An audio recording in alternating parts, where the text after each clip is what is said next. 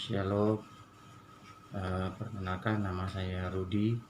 Saya ingin berbagi kesaksian atas apa yang saya alami, yaitu bagaimana Tuhan izinkan saya terkena COVID-19 dan bagaimana juga Tuhan yang memulihkan saya.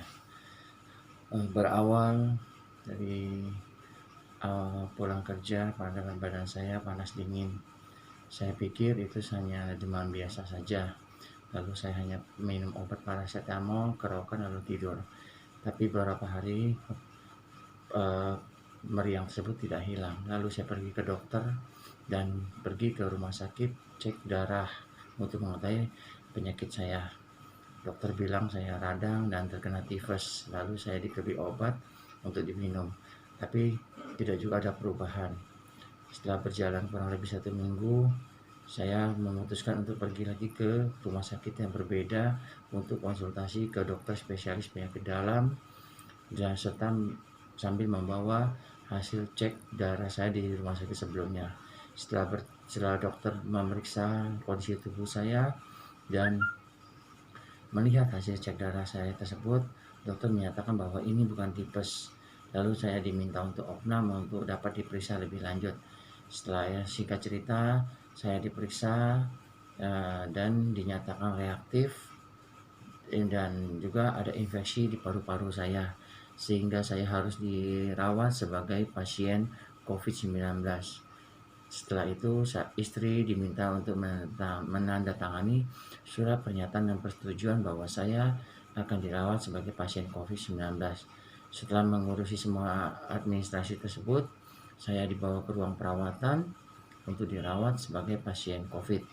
Selama 8 hari saya dirawat di kamar perawatan biasa sambil menunggu hasil swab saya keluar yang ke-1 dan kedua. Saya dirawat dan pada malam yang ke-9 hasil swab saya yang pertama keluar dan saya dinyatakan positif COVID-19.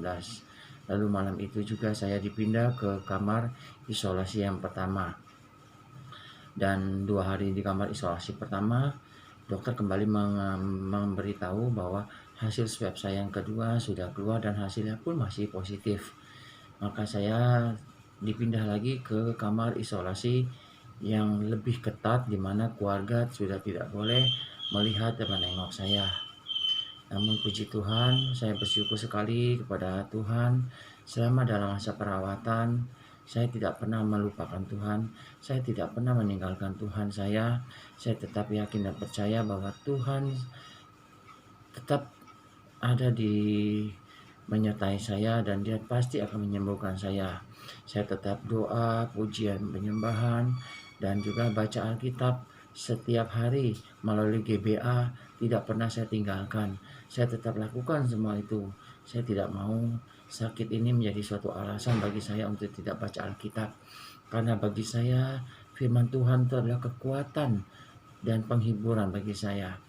Sampai akhirnya pada suatu malam saat saya melakukan pujian penyembahan, Tuhan memberikan saya suatu lirik lagu yang sungguh sangat memberikan kekuatan bagi saya dan menambah keyakinan saya bahwa Tuhan pasti akan menyembuhkan saya.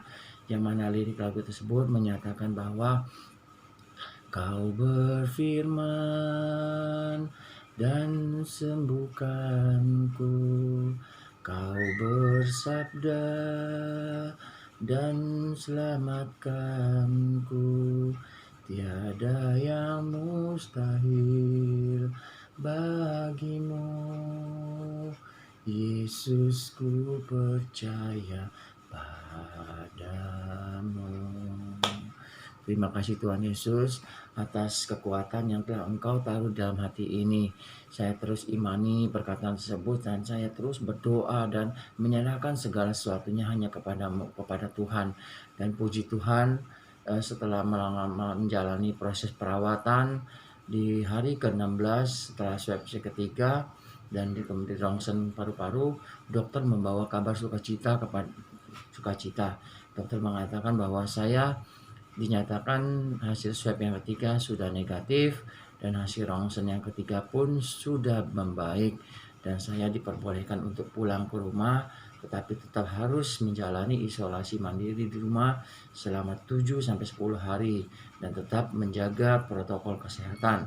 Karena tidak tertutup kemungkinan, kata dokter, pasien yang sudah terkena COVID-19 akan kembali terkena jika tidak menjaga kesehatannya dan tidak mengikuti protokol kesehatan. Itulah ya teman-teman yang dapat saya bagikan. Kiranya kesaksian saya ini bisa jadi berkat bagi teman-teman semua.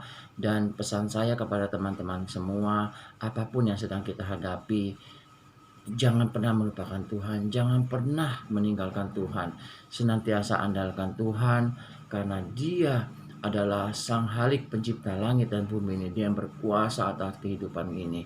Dan apapun yang kita minta kepadanya dengan sepenuh hati, Dia tidak akan pernah mengabaikan kita. Dan juga bagi teman-teman semua dimanapun berada, tetap jaga kesehatannya, tetap jaga protokol kesehatan. Jangan anggap remeh virus COVID-19 ini. Apabila teman-teman merasa kurang enak badan, sebaiknya teman-teman mengurangi seluruh aktivitas di luar rumah.